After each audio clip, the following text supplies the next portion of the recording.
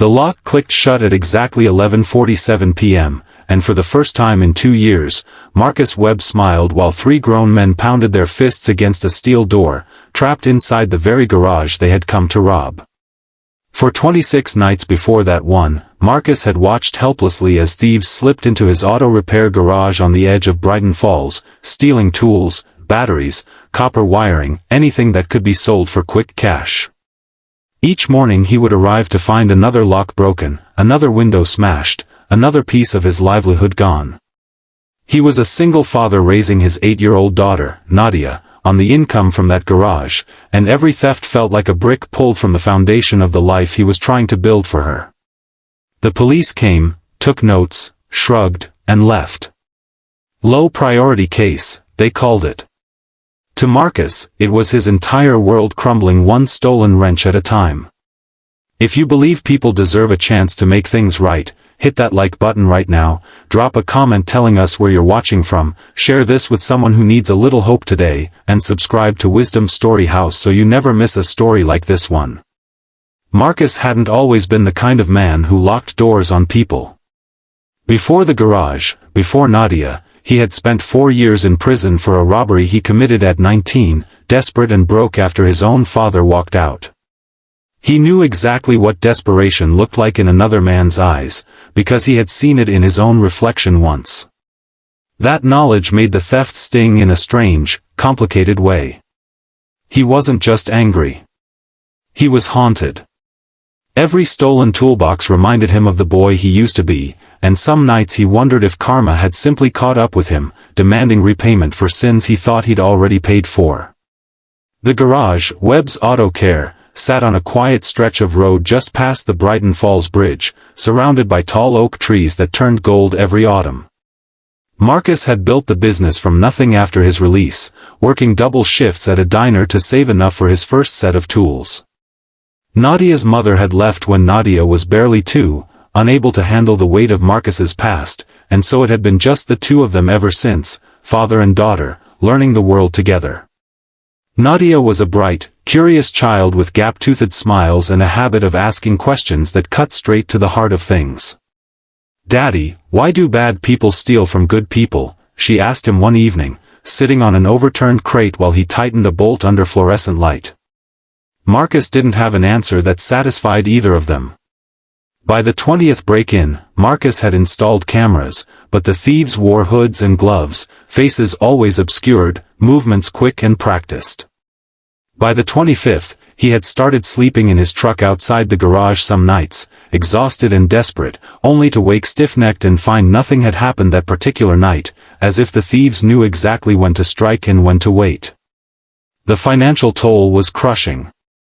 Insurance only covered so much, and each theft meant fewer hours he could spend with Nadia, more hours spent repairing damage and replacing stolen equipment instead of earning. He began falling behind on rent for their small apartment above a laundromat, and the weight of failing his daughter pressed harder on him than any theft ever had.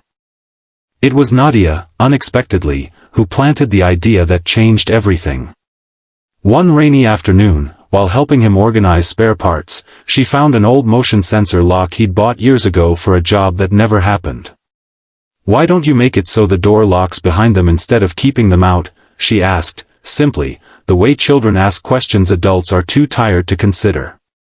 Marcus stared at the rusted device in his hands and felt something shift inside him. The thieves weren't being kept out. They were getting in anyway.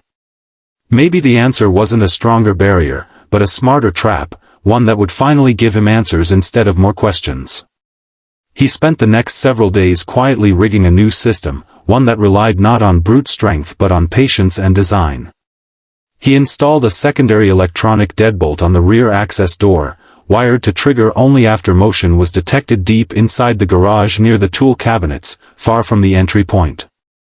He left the front noticeably unsecured, almost inviting, the way a trap leaves bait in plain sight. He told no one except his closest friend, Theo Calloway, a retired locksmith who had mentored him after prison and never once judged him for his past.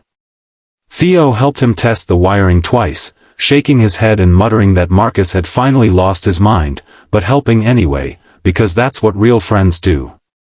On the 27th night, Marcus didn't sleep in his truck. He sat instead in the back office, lights off, heart hammering, watching a small monitor connected to the new camera feed. Around 11:30, three figures slipped through the same gap in the fence they always used, moving with the casual confidence of men who believed they had never been caught and never would be. They made their way toward the tool cabinets exactly as he predicted, and the moment the motion sensor registered their presence near the back wall, the deadbolt engaged with a heavy mechanical thunk that echoed through the garage like a verdict being read aloud. Confusion turned to panic almost instantly. Marcus heard their voices rise, sharp and afraid, as they realized the door they'd entered through no longer opened. He stepped out from the office, flipping on the overhead lights, and found himself face to face with three young men, none older than 22, frozen mid-motion with stolen wrenches still in their hands. He recognized something in their eyes immediately, the same desperate, cornered look he remembered from his own reflection at 19. One of them, a thin boy with trembling hands named Caleb Voss, started crying before Marcus even said a word. Instead of calling the police immediately, Marcus did something none of them expected. He pulled up a stool, sat down, and asked them why. The story that unfolded over the next hour broke something open in him. Caleb and his two companions, Jordan Reyes and a quiet boy who called himself Birdie, had aged out of foster care with nowhere to go and no one teaching them how to survive. They'd been selling stolen tools just to eat, sleeping in an abandoned house 2 streets over, completely invisible to a system that had given up on them long before they'd given up on themselves. Marcus listened, really listened, the way no one had listened to him at that age, and felt the anger inside him dissolve into something heavier and more complicated than forgiveness. He didn't call the police that night. Instead, he made them a deal. They would work for him, unpaid at first, repairing the very damage they'd caused, learning the trade properly, earning back what they'd taken in sweat instead of cash. Theo, when he heard the plan the next morning, called it reckless. Nadia, when she heard it, simply asked if the boys would want pancakes, because everyone deserved pancakes. Marcus laughed for the first time in weeks. The following months weren't easy. Caleb struggled with trust, often disappearing for days before returning ashamed and silent. Jordan fought constantly, channeling years of anger into outbursts that tested Marcus's patience to its limit. Birdie barely spoke at all for the first month, communicating mostly through careful, precise work on engines that spoke louder than words ever could. But slowly, painfully, something began to grow inside that garage that had nothing to do with profit margins or stolen inventory. Marcus taught them not just how to fix cars, but how to show up, how to be accountable, how to believe they were worth something beyond what the world had told them. In teaching them, he began healing parts of himself he'd buried since his own release from prison, finally understanding that the chance someone once denied him, he could give to 3 boys who needed it just as desperately. By the following spring, Webb's Auto Care had 3 new employees on the books, fully paid, fully trained, and a reputation in Brighton Falls for something far more valuable than low prices. People started bringing their cars there specifically because of the story that had quietly spread through town, the mechanic who turned thieves into family. Caleb eventually became skilled enough to run the front counter, greeting customers with a confidence that erased every trace of the frightened boy caught in that trap months earlier. Nadia adopted all 3 young men as honorary brothers, and family dinners above the laundromat grew loud and crowded in the best possible way. If this story touched your heart even a little, please take a moment to like this video, leave a comment, and share it with someone who might need a reminder that broken people can build beautiful things together, and subscribe to Wisdom Story House so these stories keep finding you. Before we close this chapter, I want to ask something special of you. In the comments below, write the words, "Second chances matter," if you believe, like Marcus did, that the right kind of door can change a life instead of just protecting one.